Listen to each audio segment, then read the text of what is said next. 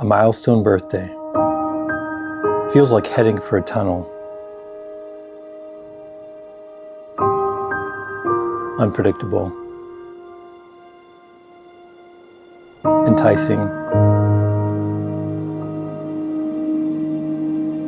A rite of passage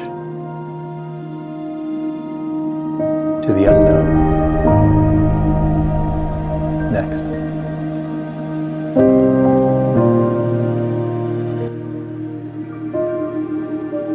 I've traveled many dark passageways with rocky roads and dangerous detours on my 60 trips around the sun. Stories to tell with hurts too deep, yet hopes still set high.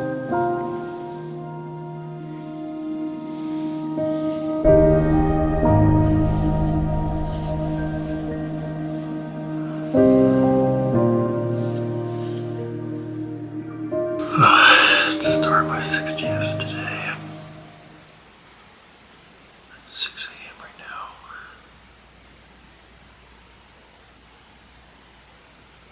So 4 hours before I turn 60 officially.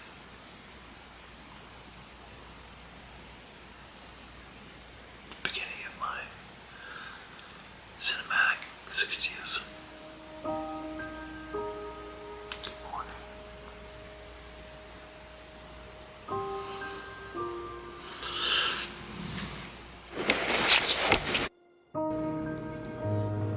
Saved message.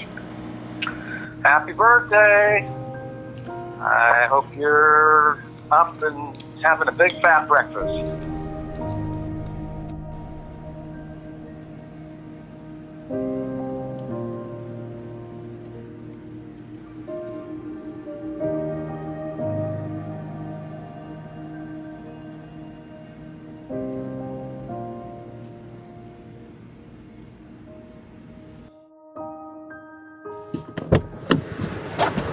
So made it to the beach before the sun is coming up, Oceanside, Oregon, and you can see the beauty around me. Great place to have your 60th. So yeah, I just wanted to record some thoughts about turning 60. And I've broken it down into decades, kind of highlights, highs, and hurts, and what I've learned from those experiences. So today will be just adventuring around Oregon with some family and just sharing some kind of insights, things I've learned along the way. So my first decade, so from when I was born until 10, was pretty incredible, really. I had a great family. I'm the youngest of 4 and 2 really amazing parents. So yeah, I think the highlight was just growing up. I was playing soccer, doing well on that as a little kid, and supported. My family was always supportive of those things. Started to get interested in sports medicine, even like before 10. Started reading some stuff on that, and I often say to people that this is my first 10 years, sort of like Calvin from Calvin and Hobbes, and just really, I don't know if I was very mischievous, but just having kind of a good life, fun, creative, imaginative, all those things. And the only kind of low or hurt was during that time. I remember, it's been so long, but when there was just some distance between me and my dad early on. I remember feeling that very different personalities So that's the only kind of significant low or hurt was during that time.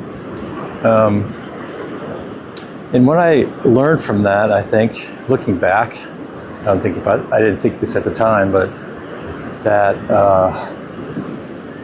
even though I had these kind of hurtful memories towards my dad, and for a long time, it just kind of started when I was little.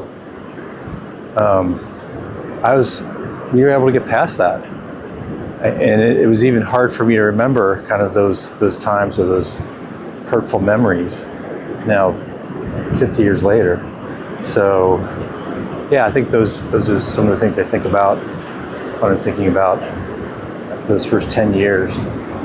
Just how, even though something might be significant and even hurtful, you can get past those things, those memories, those experiences, and replace them with very fond memories. So that's my first lesson.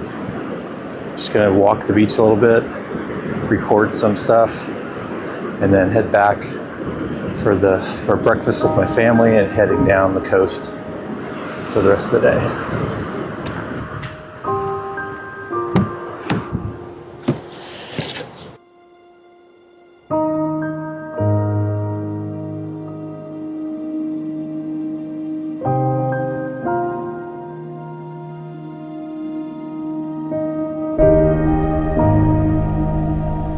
I think of lessons learned, highs and lows and hurts and things from my second decade, from 11 to 20. So in terms of the highs, there was a lot going on at the time. So I went to college. I played soccer in college, made the team, started pre-med, was doing fairly well. And so a lot was going well with me, but I've said before that I had a kind of lacked purpose. I was finding success in a number of ways, but still lacking the sense of purpose or meaning. So that led me to becoming more serious about faith, and that was a significant time. So I guess one of the highlights during that time was my faith. I'm in a different place now in terms of where I am with faith, but during that time, that was a significant highlight for me, and really, in many ways, saved me, gave me purpose and a direction and a sense of meaning. So that would be my highlight. Kind of the hurt during that time was the flip side of that. Was in many ways I was going towards faith to help me solve my lack of purpose, my lack of identity around my orientation. So that was probably the challenge, because my faith at the time, what I believed, said that being gay was not good, was not right according to what I thought God thought at the time. So that became a very deep source of hurt for me during those really for many decades to come. So both were true. I was leaning into my faith, but then also found challenges around that related to my sexual orientation. And lessons learned, I think, from all that was that even though things like friends, even family experiences, even faith can be sources of good for a season to help you survive or to help you learn, it might just be for a season that those things are available to you, or even those things are helpful to you. So it might just be a season of time. And that's kind of what I've taken away from this decade of kind of 11 to 20 of my life.